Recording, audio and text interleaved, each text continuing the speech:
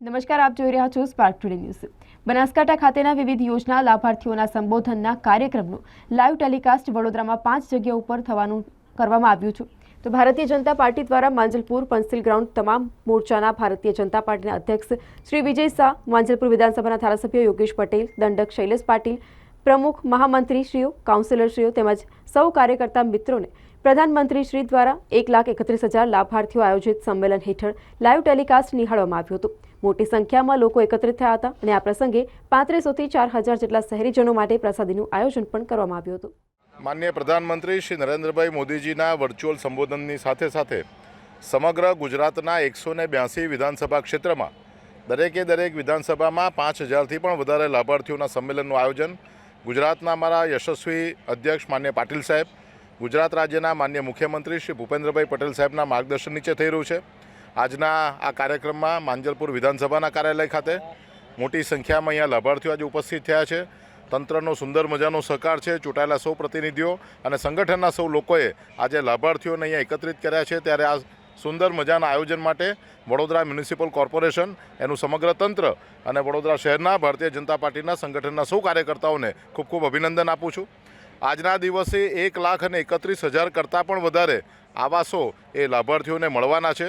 માનનીય મોદી સાહેબનું 2014માં વડાપ્રધાન બન્યા ત્યારથી એક સૂત્ર રહ્યું છે કે દરેક ભારતના નાગરિકને એને એક સારી છત મળવી જોઈએ, જેને કારણે એના કુટુંબના દરેક બાળકને સારું શિક્ષણ મળે અને આખું કુટુંબ એમનું સ્વાસ્થ્ય સારું રહે, જેને કારણે આવનારી પેઢીને સમગ્ર ભારતમાં એના વિકાસમાં એનું યોગદાન આપી શકે. ત્યારે આજે મોટી સંખ્યામાં એટલે કે 1,31,000 આવાસોનું લોકાર્પણ થવા જઈ રહ્યું છે. વડોદરા મહાનગરપાલિકાએ બનાવેલા લગભગ 2000થી પણ વધારે આવાસોનું આજે લોકાર્પણ માનનીય પ્રધાનમંત્રી શ્રી નરેન્દ્રભાઈ મોદી સાહેબના હસ્તે થઈ રહ્યું છે.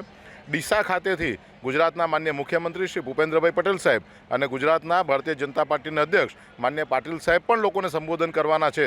ત્યારે મોટી સંખ્યામાં જે લાભાર્થીઓ આવ્યા છે એ લાભાર્થીઓને આજે સુંદર મજાના એમના માર્ગદર્શનનો લાભ મળવાનો છે. આજના કાર્યક્રમ માટે સમગ્ર તંત્રને ખૂબ ખૂબ અભિનંદન આપું છું. મોદીજીએ જે 1,35,000 મકાનોનું લોકાર્પણ કરવાના છે.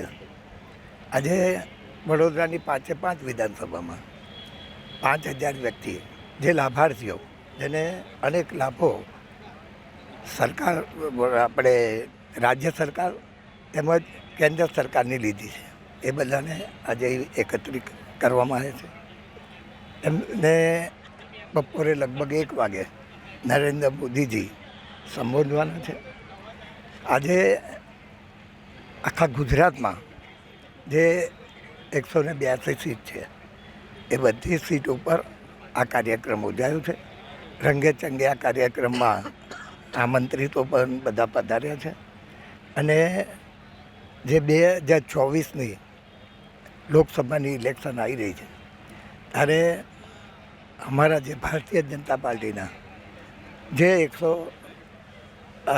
26 સીટો ઉપર અમારી લોકસભાની સીટો લડાઈશું, એ 5 લાખ ઉપર વોટે જીતે એ માટે અમારા રાજ્યના જે ભાજપના અમારા પ્રમુખ છે CR પાટીલજી, એમણે જે નક્કી કર્યું છે એ પ્રમાણે આ વડોદરા તો 5 લાખ ઉપરથી આ સીટ જીતવાની છે, એમાં 2 મત નથી, પણ રાજ્યની 26 સીટ જીતે એ માટે આ કાર્યક્રમો છે.